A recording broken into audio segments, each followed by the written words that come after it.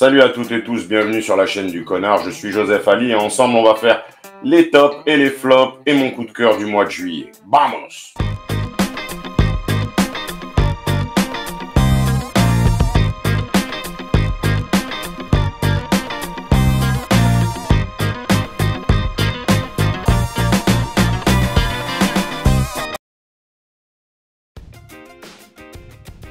Alors c'est un nouveau programme et comme souvent avec les nouveaux programmes, bon là il fait super chaud donc j'avais la flemme d'aller me mettre là-bas, j'ai pris StreamYard, j'ai pris le vieux fond vert, désolé pour la qualité du fond vert, je suis découpé comme je sais pas quoi pour rester poli. Mais ensemble on va essayer de faire ça. On commence avec le numéro 5, ça va être un film qui a soit des gens qui l'aiment beaucoup, soit des gens qui l'aiment pas, qui est sorti ce mois-ci au cinéma. C'est le blockbuster, vous pouvez retrouver la vie du connard dessus sur cette même chaîne. Je vais le mettre ici, je sais pas. Deadpool et Wolverine. Donc numéro 5, bon voilà, je pense que c'est assez connu, Marvel qui revient au cinéma. Allez regarder la vie du connard pour vous faire un avis, mais en tout cas, c'est dans mes top 5 de ce mois-ci, n'en déplaise à certains. Numéro 4, Un justicier dans la ville avec Charles Bronson. Je veux dire, ça c'est un classique, si vous l'avez jamais vu, vous manquez à votre devoir, foncez dessus. C'est disponible sur Okui ou Oki sur Free. Je sais pas comment ils prononcent leur truc. Alors, c'est pas du grand cinéma, c'est de la violence avec beaucoup de clichés, beaucoup de trucs kitsch, mais c'est tellement satisfaisant. Jetez-vous dessus. Le numéro 3, alors là, c'est mon coup de cœur du mois. C'est Boîte Noire, disponible sur Netflix avec Pierre Ninet. Franchement, c'est un très très bon film. Une belle photographie, une très bonne mise en scène, une bonne réal, si ce n'est les 2-3 transitions un peu étranges. Mais sinon, tout le reste du film est nickel, vraiment quasi parfait. J'ai oublié le nom de l'actrice. On est moyen, mais le level, Pierre Ninet et le reste, nickel. Numéro 2. Beaucoup d'entre vous l'ont déjà vu, mais ceux qui l'ont pas vu, je vous conseille de vous jeter dessus. C'est Violent Night sur Netflix. Foncez. Franchement, c'est un film qui est complètement barré, c'est-à-dire il y a on peut dire qu'il y a de la fantaisie, du fantastique et de l'action, mais mange. Super ovni que vous pouvez super ovni que vous pouvez trouver sur Netflix.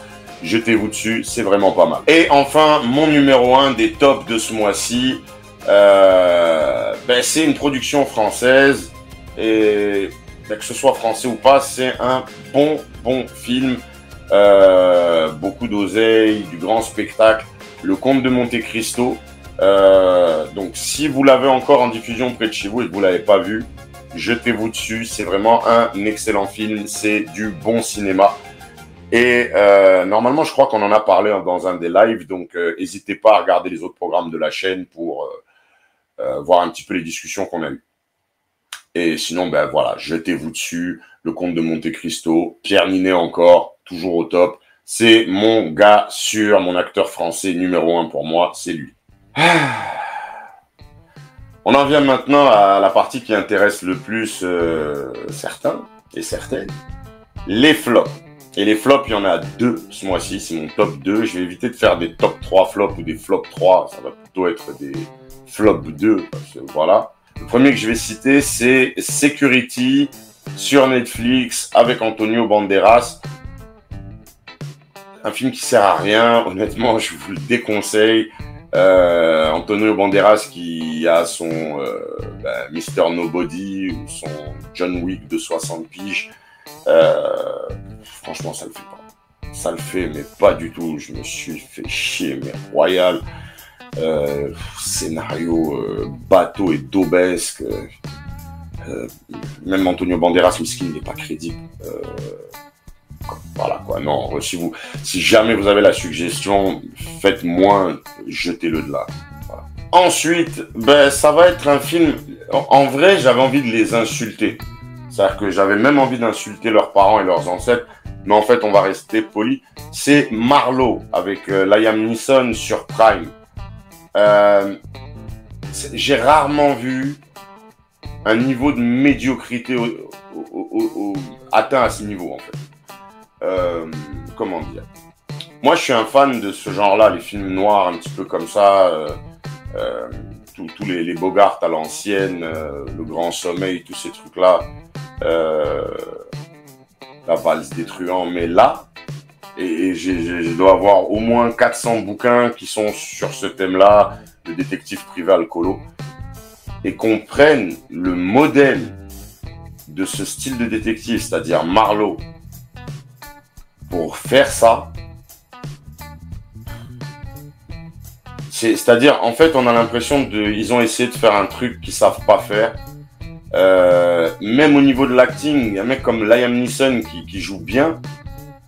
Même des fois, ça sonne faux. C'est vraiment, non, vraiment, j'ai envie de les insulter.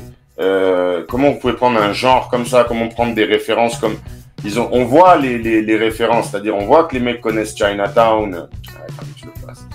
On voit que les gars ont vu tous ces films-là, mais vous savez pas le faire. Restez spectateur, vous savez pas le faire, c'est naze. Le film est nul. Sérieusement, on devrait interdire aux gens qui ont produit ça de produire encore pendant au moins 2-3 ans juste pour qu'ils réfléchissent à leurs conneries, en fait. Donc non, Marlowe, ni fait ni à faire, c'est vraiment pourri. Voilà, ce sera tout pour ce petit programme qui maintenant je vais essayer d'en faire un par mois. Donc ça sortira en général soit le dernier jour du mois, soit le premier jour du mois d'après, comme aujourd'hui. C'est vraiment une vidéo vite fait. Encore une fois, je vous présente mes excuses pour le fond vert dégueulasse, puisque je suis en train de le faire sur StreamYard. Quand il fera moins chaud, je pense que je ferai mieux, ou pas. Toujours est-il, merci à tous ceux qui ont regardé. N'hésitez pas à mettre en commentaire vos tops et flops du mois, ou mettez ce que vous voulez en commentaire. De toute façon, c'est toujours bienvenu et c'est un espace qui est réservé à la discussion.